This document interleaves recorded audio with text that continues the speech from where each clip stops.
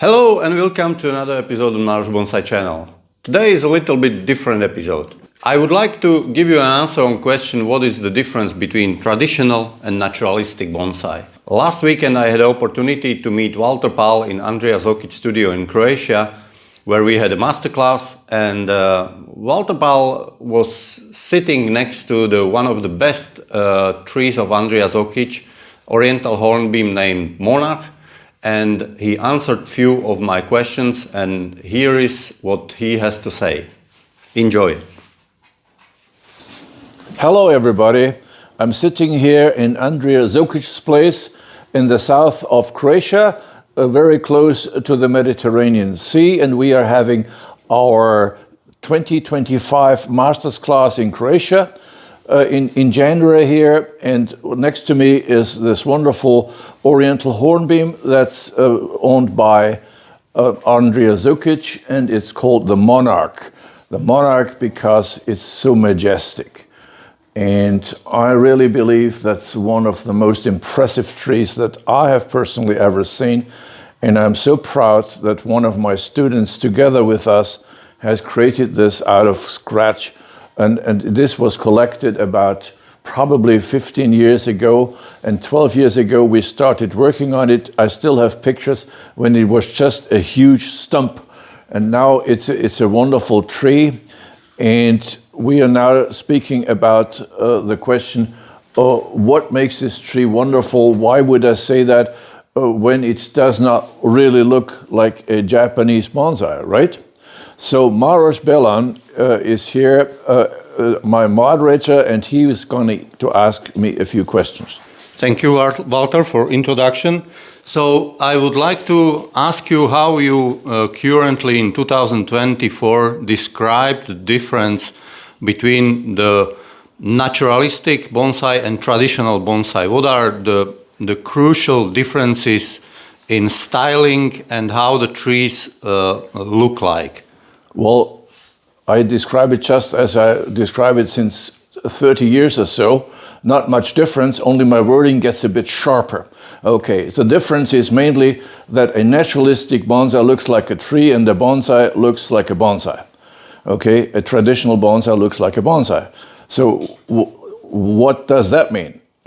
Are you telling me that a bonsai doesn't look like a tree? Yes, that's what I'm telling you.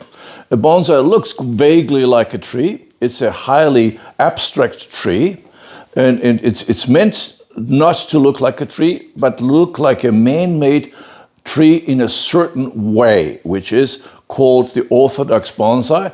For me, that's one way of doing it. For the orthodox people, it's the only way of doing it, okay? And 30 years ago, I discovered that my trees also looked very much Japanese, but I started to get bored of it and didn't like it. And I was sitting in my garden looking up and say, why can my bonsai not look like this tree? No, it cannot. Well, why not? Okay, so what does this tree look like? It does not look like a bonsai. So my idea was, if something has to look like a tree, you follow John Naka. John Naka said, try to make your little tree like a tree and not like a bonsai. He said that. Okay, I took him verbally and said, okay, if you try not to make it look like a bonsai, you only have to know what makes a bonsai and then do the contrary. What makes a bonsai? A bonsai in traditional makes a powerful trunk that can either be straight or moving. It came out with a wonderful nebari, and then it has the first branch on 1/3, and the second branch a bit higher is the background branch, and then it has this triangular crown with the steps in between, and has no branches here in front, and then some little branches, and then it has this nice, wonderful pads which are so healthy and happy, and the bird can fly through. And that's what a traditional bonsai looks like. That's the ideal form of a Japanese white pine. Now, many people were guilty and are guilty, and I also was guilty, to style everything in that style, including broadleaf deciduous trees, linden, hornbeams, oaks, all looked like a Japanese white pine. Okay, so that's okay. That's what still most of bonsai people do, and most people do think is good bonsai. I said, well, good bonsai, yes. I'm not saying that traditional bonsai is wrong or bad. 30 years ago, I did work in that style. So it is good. However, there must be other styles. I mean, it's like in real art, not everyone is painting like Rembrandt, I mean, anymore. I mean, there's many ways of being happy, and one painter can even paint different in a different style one day and another style. Can we not do this in bonsai? No, we cannot. Well, why can we not? Because that's not done. Where? In Japan. Oh, in Japan it's not done. But we are in Europe, are we not? So I decided to try it. Okay. So I said, okay. If it doesn't have to look like a bonsai, then you start with a big trunk, which splits right away. I mean, that's not bonsai-like. So then it should be a twin trunk or a multi-trunk, but then it should split right here at the nabari, at the roots here, very quickly. But if it splits up here, then that's wrong. Okay, it even has two main trunks. This is a trunk, and then there's another one. Okay, so that's wrong in bonsai terms. So I decided, okay, I take the liberty to invent a new way of describing this and say, this is the main trunk, this is a big fat trunk, which then is divided into sub-trunks, and these thick ones, and the and smaller ones, and the sub-trunks can then again divide into trunks, and that all together creates a crown. Now, while this is absolutely not how we learned how to do bonsai, that's exactly how real broadleaf trees look, and also many conifers, okay? So what's wrong with that? Nothing is wrong with that, only that it is not done in orthodox bonsai. Okay, so thank you for mentioning that to me. So I don't do orthodox bonsai. I do what? I said, oh, I do natural bonsai. Yeah. And then I said, natural bonsai, that term is already taken. There were a few people in California who went to the mountains and took these trees, put them in a pot, and more or less left them as they are, and they said, this is a good-looking bonsai. It didn't look too bad, but it was not really styled, but they liked it. So that is a natural bonsai. So natural bonsai means you take a tree from the mountain, putting it in a pot, and declare it a piece of art. That's not what I want to do. I want it to look better. Better than what? Better than nature? Who do you think you are? Well, I think I'm an artist. Why? What an artist? How arrogant? No, not really arrogant. I think basically it's not much better to be an artist. It's only different from a craftsman, from a gardener who wants to create something to sell, to make a living. I'm an artist in a more playful way. I want to create something that I like or somebody else likes. Maybe I can sell it, maybe not. Okay, anyway, so if you're an artist, you can create new things. Can you really in bonsai? Well, I think the time has come that we can. So this is one aspect, the many trunks. And then the branches absolutely do not behave like a traditional bonsai, but they have a certain structure, a certain rules in them. And if you don't want to call that natural bonsai, what's a good name? Naturalistic. Now that term is not invented by me, that is like realistic painting. Realistic painting is naturalistic painting. That means a painting or a tree looks like it could be real, genuine, okay? Almost like a photograph, okay? But that doesn't mean it has to be exactly natural. So what I'm trying to is actually being better than nature. Well, what does that mean? That means, for example, that I do have these branches. While they look a bit untidy and wild, there still is some sort of structure, some sort of rule in there, which makes it coherent, which makes it look good in my eyes. That's my personal taste. If you don't like my personal taste, that's very honorable, okay? But let me have my taste. I'll let you have your taste. So anyway, what you do is you try to add to this trunks, which look like the real tree trunks, you add some branches, and the very simple rule is that everything that goes upward is a trunk, and everything that goes sideways or upwards is a branch. Okay, and there's these branchlets. And then you can be very creative in creating these branches, either horizontal or some upwards. You can always, everything is upward. The flame style, sort of. Okay. So anyway, then I do. So it's not that I totally discard all the rules, but I totally reconvert them. So there was this rule that there has to be this pad, and then there has to be this space in between, the negative space, and then the next pad. I still do that. So you see, this tree 4 hours ago was much denser. Now we cut out these things so that we have these pads, but not quite like in the traditional bonsai style, but very similar. So anyway, all of this is a coherent crown, which is one of the tricks. The artistic trick is to have something which basically for bonsai purposes is slightly untidy, and make it look tidy by making an almost regular oval line around it with this circumference, okay? And that, to my feeling, works very well. Now, there are some other rules in bonsai where you say if you have a twin trunk, it's better to have one big one, a higher one, and the one smaller one, and then the bigger one should be thicker and the smaller one should be thinner. Okay, we have tried that, but not quite successfully. So as you can see, they're almost the same height, but only almost. So we worked very hard on making this on top be a bit higher. Okay, so the interesting thing is I was saying we worked very hard. We did work very hard for 12 years now, and also today for 4 hours, 3 or 4 people all together to make this happen, but it doesn't show. And that is also part of the naturalistic style, that you say, well, Walter, you can say, I think many people say, that looks cool, wow. It's powerful, the Monarch, okay?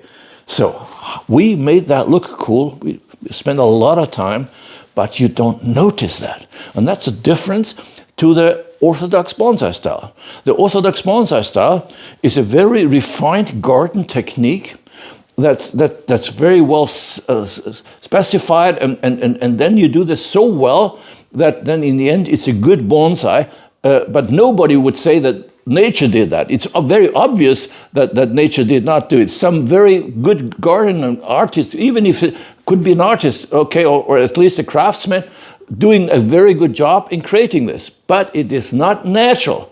Nobody really believes that a tree would grow like a bonsai. Sometimes say, yeah, you can go in the nature and you find something, look a bonsai, and they show a photograph, and yes, there's a tree that looks like a bonsai. Okay. Out of 500 billion trees, you found one that looks like a bonsai, and that's proof that bonsai exists? No, that's just an exception. So, but the rule is this. Oh, but that's boring. Is that really boring to make a tree look like a tree? I don't think so. Well, 30 years ago when I started speaking about this, people told me that this is ridiculous. First of all, they said, bonsai has nothing to do with real trees. Really? I showed this tree, a photograph of a tree. I was skiing on, and I make a photograph, show it on the internet. This large is wonderful. Great. Okay. Oh, Walter, that's a cool tree. Can you have more? Okay, here I have more. Okay. Then I said, okay, can we do what Jonaka did? Put a pot underneath it with Photoshop and put it off there. I said, no, that's no good. Well, that's the same tree. I mean, yesterday you said this is a cool tree, and now it's not. Well, now you put the pot underneath. Oh, really? I ruined it? Well, can we not make a bonsai look like this? No, we cannot. Why not? Well, first of all, that's not done. And second, because it's not possible. I said, impossible things are my thing. I will try. So what you do? Well, you start doing. Have you ever tried? Why isn't, well, the proportions are not right, and it will look silly. Okay, give me a chance. So I started doing it 30 years ago, and it took me 10 years before the first tree looked like I sort of wanted. I showed that tree to the world, and said, okay, here it is. This is a naturalistic style. And I thought, now that's a breakthrough, because now they will see what I really mean. And what did I get? A shitstorm. Because they didn't like it, because it didn't look like they wanted it, and they absolutely did not see what I see. Is it possible? Have you no eyes? Don't you see? No. What you see is not what's there, but what your brain makes of it, and your brain tells you that according to what you have learned, this is wrong. Okay, we have learned in bonsai to follow certain rules. Everybody knows all these rules, what's allowed and what is not allowed, and what is allowed is good, and what not is not good. So you go to a show and only have to look, did the person everything right? Okay, and did he make any mistake? And if he didn't make any mistake, it's the best tree. The shock is that it's not the best tree. He has made no mistake, but this is not the best tree in the show. Because making no mistake creates a boring tree. Oh, really? So to make mistakes, well, how do you make mistakes? Well, make incredible. So I think basically the naturalistic style should be about making a tree that looks real. Authentic is a very good word. An authentic looking tree. I think this is one. And we have many, many others here, and also in my garden. And now, after 30 years, there are thousands of, in my eyes, very good naturalistic trees. Now, it's perfectly okay for you to say, Walter, I hear you, yeah, okay, but that's not my thing. I would rather prefer these Japanese orthodox-looking trees. That's fine, okay, that's okay. By the way, interesting, I also have some of those. Would you believe it? I have a lot of trees which were started in Japan, which were imported, and then I Walterized them. I made them a bit naturalistic, but not much. But they still look very much like orthodox. I have some very, very good maples, which all come from Japan. So what's wrong with that? Oh, I shouldn't do that. Why is that? You know what? Because you are confusing bonsai with a religion. In a religion, it's not a good idea to say, well, I'm atheist, I'm Catholic, I'm Protestant, I'm Jewish, I'm Buddhist. Well, can you not make up your mind? I mean, you better only choose one, right? In religion, okay, or in political parties. Okay, politics. Don't speak about politics. But in bonsai, in art, you can. I mean, you can paint abstract one day and realistic the next day. And you can have a naturalistic tree, a semi-naturalistic, a traditional, a Chinese Penjing looking tree. Go to my garden. Everything is there. Okay, so what I'm doing is, I'm not telling you what you're doing orthodox bonsai and it's all wrong. No, I'm not telling you this. I also do that. I'm only telling you, besides orthodox bonsai, there's something else. And maybe it could enrich your bonsai life to also do the extra, especially if you have some trees which don't look quite right in the orthodox style. It may very well be that they'll look right in another style. So if you have some trees, it's in front of you and want to decide how to style them, I have learned that it's not a good idea to think about what you want them to look like. I think it's much better to stand in front of that tree, look at him and say, what do you want to be? What do you have talent for? What's the best way? If you could have chosen in your life, what would be the shape that you wanted to be? And some trees want to be just like nice trees. Some trees want to be this, and some trees want to be orthodox bonsai because they were made from scratch. I often get from old collections trees that were in orthodox shape since 20 years.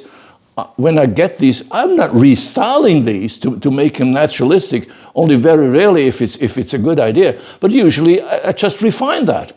So I keep that style. There's nothing wrong with that. So you can have many different styles and you can use more trees. So I think it's much to the advantage, and we should give up this sort of religious war between all these styles. It's nonsense. It's not a religion. We can all be happy with whatever style it is. Okay, I'll now turn it over to Maros. Maybe he has another question. Do you think it's easier or harder to style the tree in naturalistic style than the traditional one? That's a good question. I'm asked this question before, and I've had many statements in my life that people thought that because I'm apparently a lazy person, I have invented this naturalistic style because it saves me a lot of work. I don't have to wire trees, etc. And so, which is a big misunderstanding. I wire almost every tree 100%, meaning every single branch, whether naturalistic or not, or sometimes several times. And because naturalistic styling is not about not using wire. It absolutely, everything has to be wired. But it's not only about wiring. The question was, like, is it easier? Well, wiring is just the same. It's hard work, and many people don't like it, but you better learn how to like it. Otherwise, you cannot really do serious bonsai. So the question is really, what sort of result you want from this?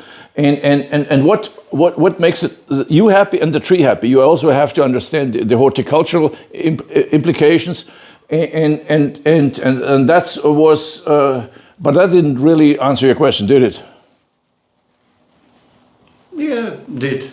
Okay. It did. You were talking that we were working on this tree for 4 hours, and we were removing a lot of foliage. This is something contrary what people want from bonsai. They usually want a lot of branching and a lot of foliage. Can you explain why we were doing that? Well, yes, indeed. In bonsai, you first have a piece of material. If you're not buying a finished tree, you're buying raw material or collecting raw material, you usually have a raw structure, some trunk, and maybe a few branches, and then you want to create more branches, and then the tree is too thin, especially conifers. You really want to grow well in order to be able to construct these paths and everything. So ramification is the key. So you try with whatever you can to have more and better ramification. And then if you are very happy, then everything is ramified, and usually it's always on the top, and down here it's not so much ramified. And then people often say, okay, I'm now happy with this up here, and now I have to work hard on making this more ramified. And my experience tells me that how long do you want to live? This is never going to happen. Really? No, it's not going to happen. The tree will always be loose up down here and thick up there. You know what you do? You take out 50% of the branches up there and leave most of the things down here. Really? Yes. Meaning what you are so proud of having developed in the past 20 years, you take off 50% of that. Yes. Even on count. Yes, you do. And then it will look balanced and look much better. Okay, so far to ramification. And then after the tree has this sort of structure that you want a little ramification, and you want it to be transparent. Like a real tree is, especially in summer, is not a big green cloud. You can see through that cloud, and there's holes, and where you see the trunk, and where you see the structure, and that makes a real tree. Otherwise, it's just a green ball. Now, since most of bonsai people look at their trees in summer or during the vegetation period in the garden at the trees, it's better that it looks good in summer. Although the orthodox deciduous trees were made to look good in winter, when nobody in our world sees them. So if you want to make a deciduous tree or broadleaf deciduous tree look good in summer, then you better cut out holes. Really? Yeah. You're not being very proud of this density. You cut out holes. We did that today. It's not visible anymore, but you can see the before and after pictures. We took out big branches in order for you to look in. Another thing we did, we left these branches, which are right up front, in little branches in front, poking at you. Totally forbidden. Well, why is that forbidden? Because if that branch has a pad, then you cannot really see that trunk anymore. But this doesn't have a pad, because we don't want pads. We destroy pads. We cut out. Okay. So it's very different. The question is basically, coming back to your original question, what's harder? I think the naturalistic style is much harder because there's no clear rules that you have to follow. You have to understand styling much better, not just follow a cookie cutter. Orthodox bonsai styling, as it's practiced most of the time, is more or less painting by numbers, okay? This first branch, second branch, if you do that, you have this triangle. You have something that looks quite somehow okay. But somehow okay, that's for me not good enough. To want to look really good, you have to do something else. But what? Aha. Then comes styling. All of a sudden, we are not a craftsman, we are an artist now.